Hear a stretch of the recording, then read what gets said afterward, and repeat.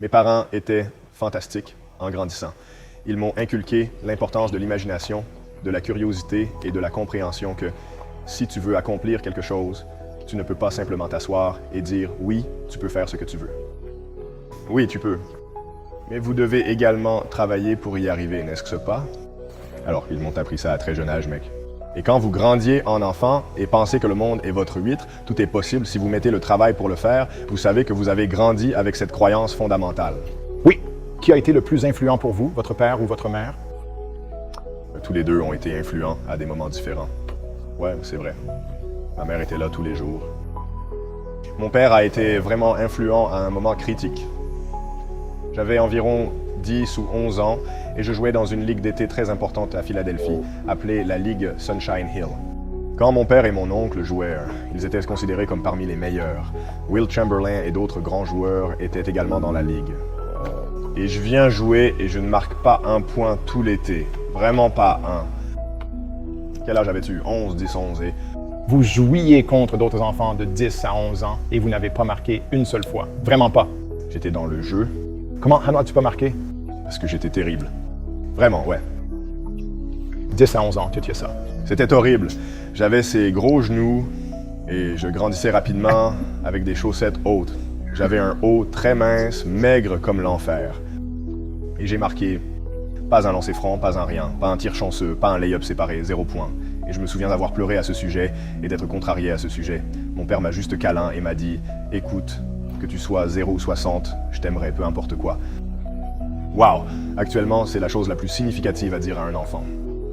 Parce qu'à partir de là, j'ai pensé « Ok, ça me donne toute la confiance dans le monde pour échouer.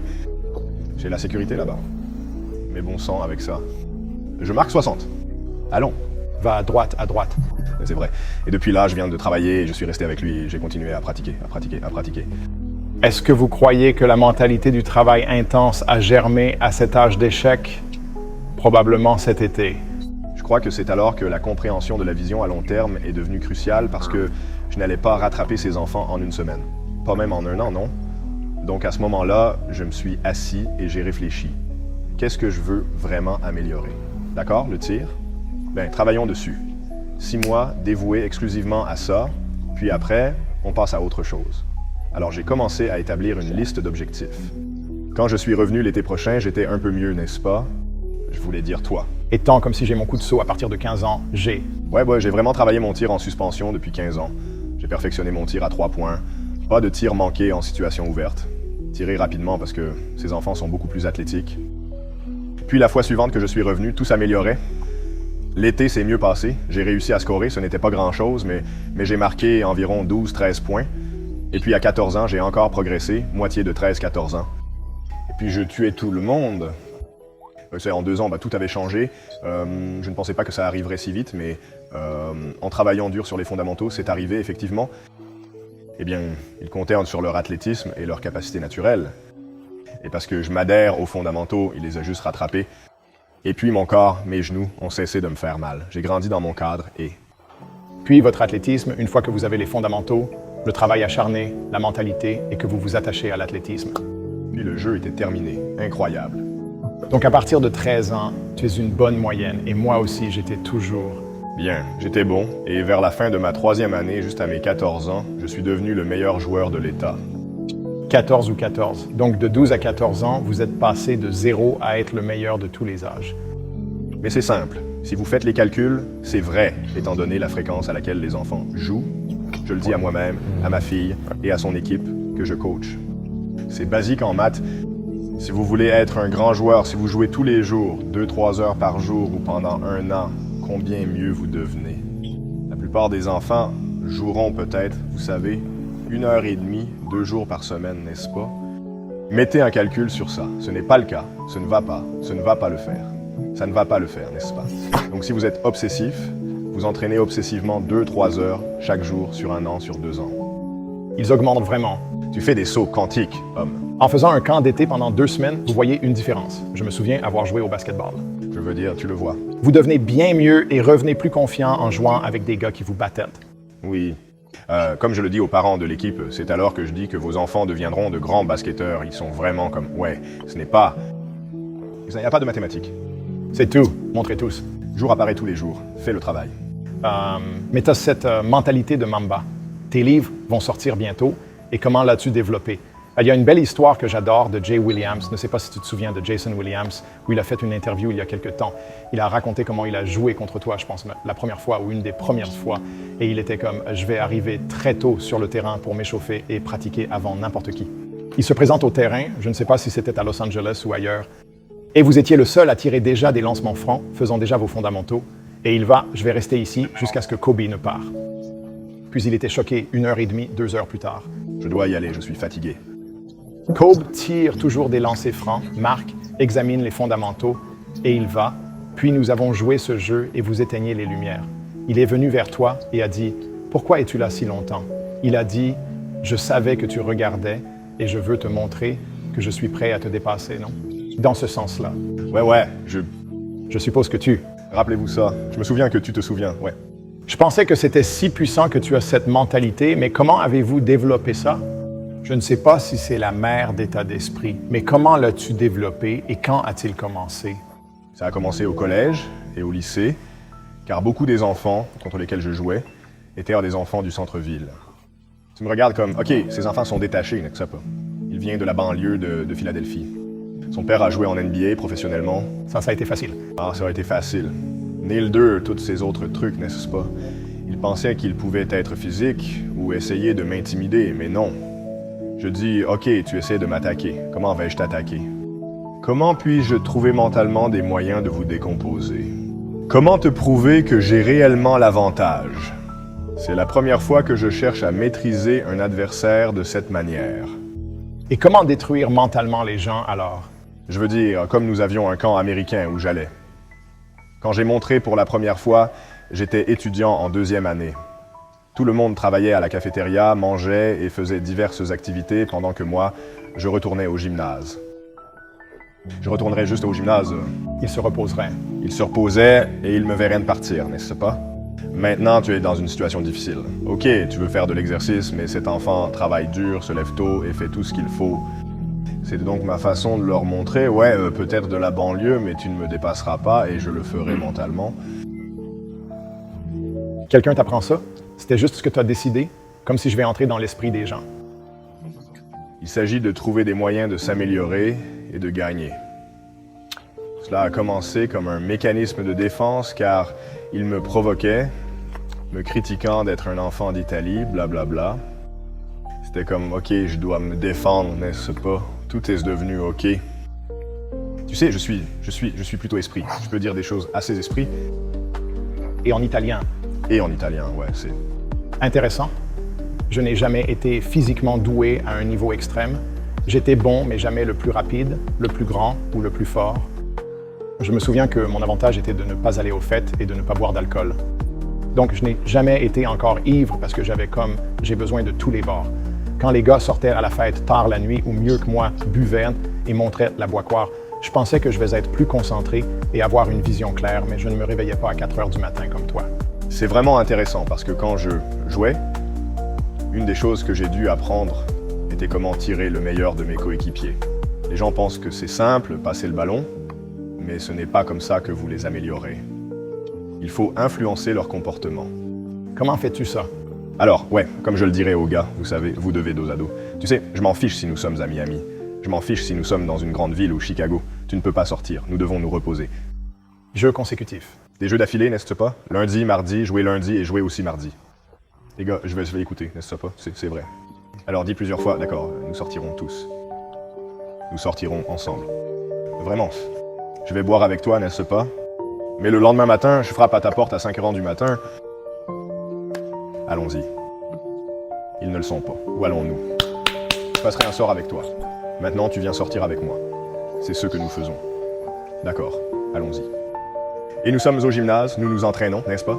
Nous sommes montés dans le bus, nous allons nous entraîner et jouer ce soir. Et ils sont morts. Et ils sont morts. Leçon vraiment apprise. Sortez-les une fois.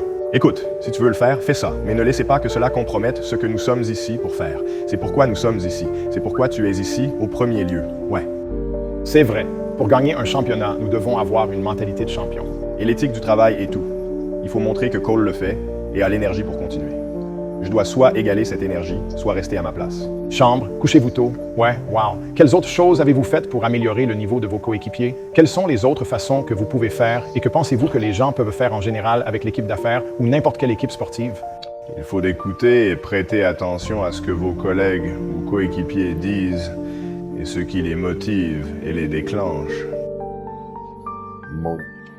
Un de mes préférés, bien que mon pote le déteste chaque fois que je raconte l'histoire. Nous avons perdu contre les Celtics en 8. C'était une série physique, ils nous ont battus sévèrement. Durant l'année olympique, nous avons joué contre l'Espagne pour la médaille d'or et nous les avons battus.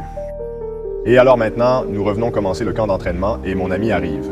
Premier jour du camp d'entraînement, j'ai eu ma médaille d'or accrochée dans son casier. Oh non! Et je veux dire, comme la seule chose qu'il aime vraiment, c'est ce pays. Bien sûr, c'est tout comme pour lui. Donc ça l'a rendu complètement fou. J'ai dit à mon pote, écoute-moi bien. Il a dit, t'es un alors écoute mon pote, tu as perdu contre les Celtics. Vous nous avez fait perdre la médaille d'or. Ne faisons pas cela 3 de suite cette année. Waouh, gagnons cette chose. Et c'est tout le fameux lui. Probablement c'est rendu à 1. Au tout autre niveau, vous savez, Powell était un phénomène au début. Puis il est parvenu au niveau de physicalité nécessaire. Ensuite, nous avons remporté des championnats consécutifs, mon pote. Ouais. Combien est important comprendre la psychologie et le comportement humain pour travailler avec une équipe plutôt que de compter sur vos talents et vos talents? C'est probablement le plus important. Dans notre culture, dans notre société, vous pouvez faire des choses phénoménales individuellement. Mais elles n'atteindront jamais leur plein potentiel à moins de les faire collectivement. Vous devez comprendre comment faire cela. Phil Jackson était génial pour ça. Phil, tu sais, il ne serait pas seulement entraîneur ou entraîneur du match, mais il lisait tout sur chaque joueur et apprenait votre histoire. Comment vous avez grandi, comment vous avez été élevé, où étiez-vous élevé. Tu sais, il lira chaque entrevue et il vous apprendra et lui donnera une meilleure compréhension de ce qui vous motive ou de vos insécurités, non? Et puis cela l'aide simplement à mieux communiquer avec vous ou même à appuyer sur un bouton ici s'il en a besoin. Quand avez-vous appris qu'il était important de comprendre qui sont vos coéquipiers, quels sont leurs aimes ou leurs désagréments? Était-ce au lycée pour toi ou plus? Non, je l'ai appris de Phil là-bas. Il y a eu une période dans O3 où Shaq a été blessé et Phil m'a appelé à son bureau pour dire que nous avions besoin de vous pour marquer davantage afin de gagner. Alors j'ai fait et j'ai fini par marquer. Je pense que c'était 9 matchs consécutifs avec plus de 40 points. 9 consécutifs? 9 matchs consécutifs et puis Shaq revient deuxième après le dernier match de ce match. Puis Phil m'appelle à son bureau et dit que le code est OK, j'ai besoin que tu le rappelles. Je dis pourquoi, comme si nous gagnions? Je ne comprends pas. Parce que notre objectif est de gagner un championnat et que nous pouvons atteindre la conférence occidentale avec vous de cette façon. Mais à l'Est, vous savez, nous pouvons les dominer à l'intérieur avec le Shaq dans le poste. Mais si vous continuez à faire ça, nous perdrons Shaq. Nous le perdrons. Sa motivation, son excitation? Quoi? Je le déclenche, non. Donc j'ai besoin que tu retires pour que nous puissions faire avancer Shaq en juin. Et je le regarde juste comme si c'était intelligent, mec. Waouh, vraiment intelligent, un mec intelligent. Alors je l'ai tiré en arrière. Waouh, ouais. Qu'en penses-tu? C'est le plus grand défi que vous ayez eu depuis que vous avez quitté le jeu. Le plus grand défi que je pense, c'est, tu sais, je veux dire... Tu as gagné un Oscar. Vous lancez des podcasts et des émissions et vous avez un livre sorti. Ouais, mais c'est différent cependant. Comme, tu sais, nous en parlons juste ici au bureau l'autre jour. Vous savez, lorsque vous jouez au jeu, vous frappez un tir gagnant, vous avez raté un tir, la réaction est là. Vous pouvez voir comment les gens y répondent, n'est-ce pas? Vous pouvez le sentir. L'énergie. C'est l'énergie que je mets maintenant. Vous n'aimez pas. Je ne vois pas comment les gens sont affectés par le basketball, ou, vous savez, la création des punis. J'aurais aimé pouvoir voir la réaction d'une famille quand leur fille entend « Le monade » de Lily et ce qu'elle fait. Elle y chante. Ça n'est pas là, n'est-ce pas? Donc c'est le défi. C'est la seule chose que je manque, c'est être capable de faire des commentaires. Hors de l'énergie. Le retour instantané lors d'un tir manqué ou réussi, d'une victoire ou d'une défaite, c'est comme obtenir un résultat immédiat. C'est vrai. Oui, c'est la seule chose. Et quand je suis allé, parce que j'ai également passé beaucoup de temps avec des mentors, je parie que Pixar et les studios Disney ont été une animation absolument merveilleuse, une animation Disney. Je leur ai parlé de Frozen et de Moana, de la manière dont nos enfants les adorent, et ils trouvent ça génial. Ils aiment t'écouter parce qu'ils n'ont jamais l'occasion de vraiment voir cela, comme s'ils étaient absents. Assis dans un cinéma comme non? Non, et ils n'ont jamais le temps de visiter Disneyland pour voir combien de familles apprécient leur contenu car ils sont occupés à créer la prochaine grande chose. Créer, bien sûr. Oui, donc c'est la seule chose. Quel est le plus grand défi que pensez-vous pour la plupart des athlètes après leur retraite? Je pense que c'est la peur de recommencer et cela était certainement présent pour moi aussi. Vraiment. Ouais, parce que tu veux dire l'identité ou? Eh bien, effectivement, c'est à partir de zéro, n'est-ce pas? Parce que quand vous jouez depuis 20 ans, je joue depuis 20 ans, vous atteignez un certain niveau et vous dites « Ok, attends une minute. Je dois recommencer au sommet d'une montagne et essayer de grimper au sommet de cette montagne. Tout d'abord, quelle montagne escaladai-je? Je ne sais même pas. Comme, qu'est-ce que je vais faire? Et c'est très effrayant. C'est très égal pour toi. Oh, absolument. Absolument. Ce qui m'a aidé, c'est en fait la blessure de mon Achille. Car cela m'a forcé à m'asseoir là et à dire « Ok, le jour où ta carrière se termine, peut être aujourd'hui. » À tout moment où tu jouais, je suppose, ouais. Maintenant, que fais-tu? Vous avez ces idées sur le fait de faire quelque chose avec votre vie après le basketball, mais si aujourd'hui est le jour où vous, c'est tout, maintenant, que fais-tu? Alors j'ai été assis là avec ma blessure à Achille tout ce temps, contemplant et réfléchissant, et j'ai dit que je ferais mieux de me mettre au travail. Waouh, c'était ça. Quelle était la vision pour vous par la suite? Est-ce que vous faites ce que vous faites maintenant ou avez-vous d'autres idées ou quelle est la vision? Au début, j'ai eu du mal à y avoir eu du mal, car la première question que j'ai posée, quelle est la plus grande industrie dans laquelle je peux entrer? Est-ce que c'était plus d'argent à penser? Ou penser à l'argent, dire « Ok, les athlètes disent que vous ne pouvez pas gagner plus de revenus lorsque vous vous retraitez, c'est votre source de revenus. C'est ici que vous dites « Ok, c'est un défi. Que puis-je faire? » Non, c'était ailleurs. Tu lances un fonds ou quelque chose comme ça? Je l'ai fait, en effet. Alors, j'ai fait une promenade et je me suis dit « Ok, cesse de penser ainsi. Tu y réfléchis de la mauvaise manière. » Pourquoi as-tu commencé à jouer au basketball? Parce que j'ai adoré. D'accord. Qu'aimez-vous faire? Eh bien, j'adore raconter des histoires. D'accord, faisons ça. Et c'est là que tout a vraiment commencé pour moi. Par la suite, nous avons approfondi nos connaissances sur le secteur financier et observé comment certains joueurs avaient échoué après avoir pris leur retraite en se demandant « Ok, comment puis-je réduire les chances que cela se reproduise? Quelle stratégie puis-je adopter pour investir mon argent intelligemment tout en limitant certains de ces risques d'une certaine manière? » Et c'est à ce moment-là que j'ai appelé Micropoly, un entrepreneur qui a créé de l'eau vitaminée, du butin de pirates et d'autres entreprises, et a commencé à en apprendre. Et puis de là, l'occasion d'investir dans des armures propulseurs est venue. Oui. Et lequel? Ouais, que nous boissons maintenant. Délicieux. Mais tout cela vient de la blessure et de vraiment avoir à s'auto-évaluer et, vous savez, faire face à cette pièce vraiment sombre de ce qui arrive ensuite. La narration d'histoires est une véritable passion pour vous. Quelle est une histoire de votre vie qui a été un thème constant à lequel vous revenez? Y a-t-il quelque chose que vous avez entendu quand vous, enfant, qui résonne vraiment avec vous, ou un livre, ou un film qui semble que c'est moi? Ouais, c'est drôle. Des films, il y en a beaucoup. Mais là, il y a une citation de l'un de mes professeurs d'anglais de Little Marion, nommé M. Fisk. Il avait une excellente citation qui disait « Reposer à la fin, pas au milieu ». C'est quelque chose par lequel je vis toujours. Je ne vais pas me reposer. Je continuerai à pousser. Il y a encore beaucoup de réponses et de questions que je n'ai pas, mais je vais simplement continuer. Cela va continuer. Je finirai par comprendre au fur et à mesure que tu avances, n'est-ce pas? Et tu continues juste à construire pour que je vive constamment. Reposez-vous à la fin. Reposez-vous à la fin? Quelle est la question qui vous mange le plus vivant à laquelle vous n'avez pas encore répondu? La question qui m'a tourmenté n'a pas encore trouvé de réponse. Tu cherches toujours la réponse, moi aussi. Comment raconter une bonne histoire? Je pense que quelqu'un a cette réponse. Tu sais, comme quand j'ai décidé d'écrire sur le basketball, je me suis demandé, OK, que dois-je dire? Et vous savez, il y a des structures pour certains actes. Comment organiser les éléments, n'est-ce pas?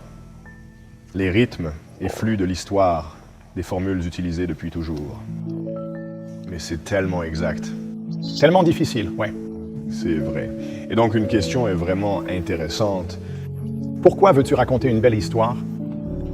Je pense que les histoires sont ce qui émouve le monde, que ce soit une histoire inspirante, une histoire informatique, Rien dans ce monde ne bouge pas d'histoire. Vous savez, étant du monde politique, du monde du sport, rien de ce que nous avons n'est pas d'histoire.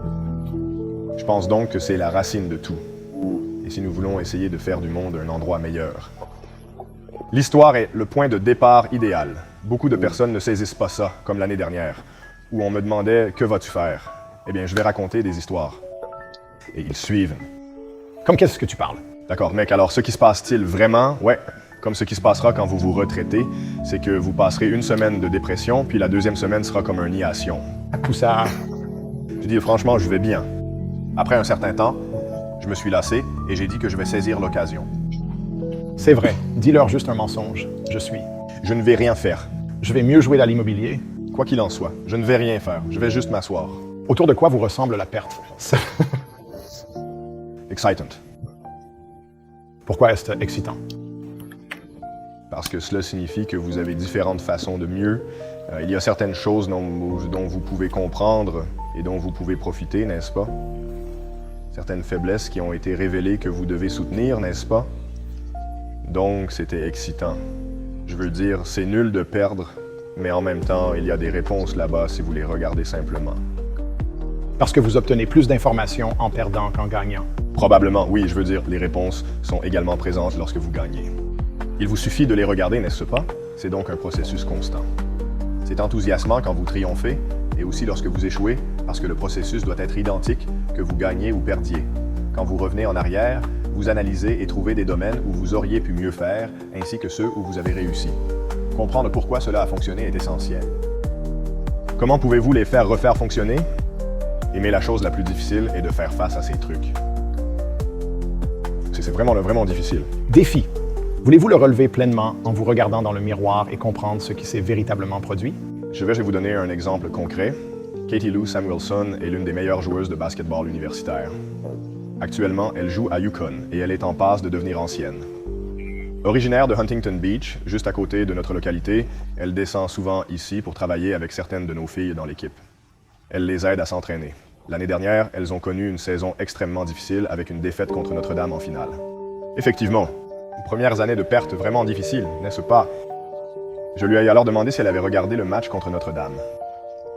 Elle a répondu que non. Pourquoi pas? Donc je ne veux pas regarder ça. J'ai dit, je sais que tu ne le fais pas, mais tu vas jouer Notre-Dame cette année. Ouais.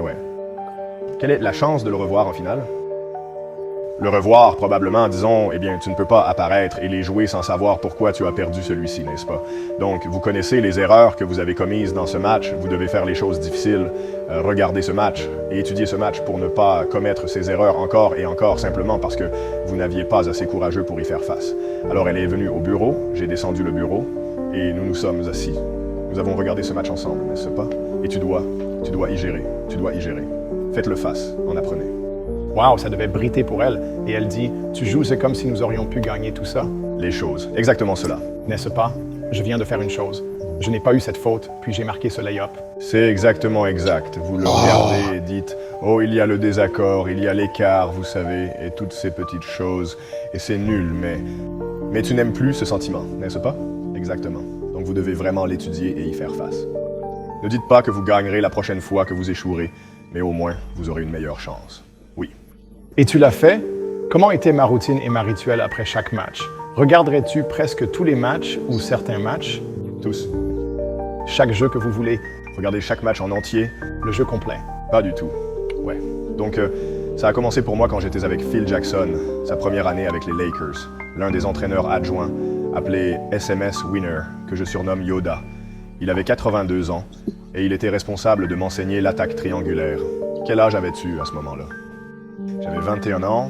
Donc 3 ans, 4 ans en ligue. Je suis aux alentours de ma 4e année en ligue. Ensuite, je suis allé dans sa chambre. À cette époque, il n'y avait pas d'iPad ou de technologie similaire. Sur la route, oui, vous deviez appeler la réception et monter la télévision, insérer le VHS et la cassette. Et je pensais que nous allons regarder ce que nous appelons les touches. Surveillez toutes vos touches avec le ballon, chaque décision que vous prenez, bonnes ou mauvaises. Non, nous regardons le début du match jusqu'à la fin du match. Pas comme le flux de télévision, mais en regardant le flux de l'arène, les échauffements, les temps morts. Mon Dieu. Ouais, rebobiner, arrêter, avancer rapidement, rebobiner, ralentir. Chaque petite chose, chaque match de cette saison avec le Yoda de 82 ans. Oh mon Dieu. qui est aussi brutalement honnête que vous pouvez. Qu'as-tu appris cette saison? Eh bien, ça m'a appris à regarder les détails, n'est-ce pas? Regarder les choses à leur plus petite, n'est-ce pas? Regarder le langage corporel, vous savez. Regarder l'énergie entre les joueurs, notre équipe et l'autre équipe, n'est-ce pas? Regarder les tactiques, et vous savez, regarder la stratégie globale, et ils regarderont comment les choses se manifestent tactiquement. Et parce que j'ai regardé de nombreux films, cela m'a donné la capacité de voir le jeu en temps réel, comme si je voyais bop, bop, bop, bop, bop, bop, bop, bop. Parce que souvent, le jeu commence à aller vite, mais si vous vous entraînez avec des heures de film, les jeux ne semblent plus aussi rapides. Vous pouvez vraiment identifier qui fait quoi et pourquoi. Ainsi, vous pouvez positionner les gars correctement en temps réel. En le voyant avant que cela ne se produise, nous, vous savez, au football, nous le regardions une fois par semaine, un match, un film, mais pas, vous savez, après chaque match. Ce n'était qu'un match par semaine. Tu as environ 3 à 3 semaines. Parfois, oui, tu dois le faire, tu dois y aller. Et je sais, et... Je connais aussi l'obsession de Tom Brady par le film de jeu. Je veux dire, en regardant son émission qui est sortie, Thomas, le temps était tout à fait qu'il étudie là-dedans. Même des mois après le match, il étudie pour se préparer, n'est-ce pas? C'est exact. Comme un non-stop. C'est l'une des clés. Vous pensez que si vous ne regardez pas du film, que ce soit en tant que conférencier, interprète ou musicien, si vous ne vous regardez pas vous-même... Retour, tu dois apprendre, mec. Je veux dire, Beyoncé suit la même pratique. Après une performance, elle est immédiatement sur son ordinateur portable à revoir la performance. Pas. Oui, voir comment mieux faire les choses. Qu'aurions-nous pu faire différemment? Vraiment? Je veux dire, c'est juste que c'est une obsessivité qui s'accompagne. Vous voulez que les choses soient aussi parfaites qu'elles peuvent l'être. Rien n'est jamais totalement parfait, mais l'enjeu est de les rendre aussi parfaits que possible. Que pouvez-vous faire? Vous avez le contrôle, donc gérez ce que vous pouvez. Regarder un film toute la journée pourrait m'aider. Mieux. Oui, oui. Maintenant, avez-vous incité vos coéquipiers à partager votre obsession ou les avez-vous simplement motivés? Non, vous ne pouvez pas pousser quelqu'un à faire ça bien. Mais ce que vous pouvez faire, c'est modifier le comportement et également changer le vernaculaire de la façon dont il parle du jeu. Alors sur les bus d'équipe, les avions d'équipe et les vestiaires, après l'entraînement, je regarderai le film, je tirerai mon ami Lamar des fiches, je tirerai mon côté et dis « Regardons ça droit. Nous aurions probablement dû faire ça, ça et l'autre. » Vous leur montrerez des extraits du jeu. Ici et là, puis vous leur parlez en termes d'exécution, ce n'est jamais arrivé, les gars. Nous pouvons faire mieux. Allez, les gars, nous pouvons faire mieux. C'est des trucs rares, n'est-ce pas? Le leader doit donner des choses très, très tactiques, vous savez, nous pouvons faire des ajustements, ok, la défense fait ça, ça et l'autre. Cela signifie que nous devrions probablement faire ça, ça, ça, ça et l'autre. À mi-saison, grâce à ce comportement, ils commencent à communiquer de manière similaire avec vous. C'est cool, ils disent que nous devrions peut-être faire cela. Génial, faisons-le. Durant les saisons 16, 17, 18, regardez-vous toujours chaque film de jeu avec autant d'assiduité que les 10 premières saisons? Des années pas maintenant, non. Eh bien, quand tu jouais, ouais.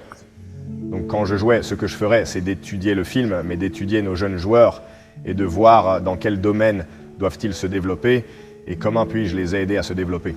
Je veux dire, c'était le gros défi alors que vous passez de, vous savez, d'être le seul joueur dominant à comprendre, OK, je dois aider ces autres gars. Comment puis-je soulever tout le monde? C'est difficile. Ce que je veux dire, tu as été si dominant dans toute ta carrière, l'une des plus grandes de tous les temps. Est-ce que vous avez une faiblesse ou en avez-vous eu? Parce que visiblement, vous essayez toujours de maîtriser vos faiblesses et en faire des points forts. Mais à la fin ou presque, t'es-tu déjà dit « Mon Dieu, je n'aime toujours pas cette partie du jeu ». Le défi pour moi était toujours la compassion et l'empathie. Parce que vous êtes comme, bon les gars, allons obtenir des résultats. Tais-toi, ne vous plaignez pas. C'est vrai. Je ne veux pas entendre tes plainitions. Je ne veux pas l'entendre. Pas d'excuses. Ne me dis pas à quel point l'eau est rude. Amène simplement le bateau. Tu sais, je ne veux pas l'entendre, tu sais. Et c'est compréhension comme, OK, ces gars sont des vies. C'est sorti d'ici. Ils ont d'autres choses. Il se passe d'autres choses qui leur arrivent qui peuvent affecter leur pratique ou leur performance. Et il m'était difficile de comprendre ça parce que rien ne m'a dérangé. Tu sais, n'importe quoi, Personal Way. Je ne m'ai jamais dérangé quand tu l'as fait. La compartimenter. Très bien. Je ne comprends pas comment mes coéquipiers ne pouvaient pas le faire tant que moi, vous savez, donc je devais vraiment travailler sur cet aspect. C'est difficile.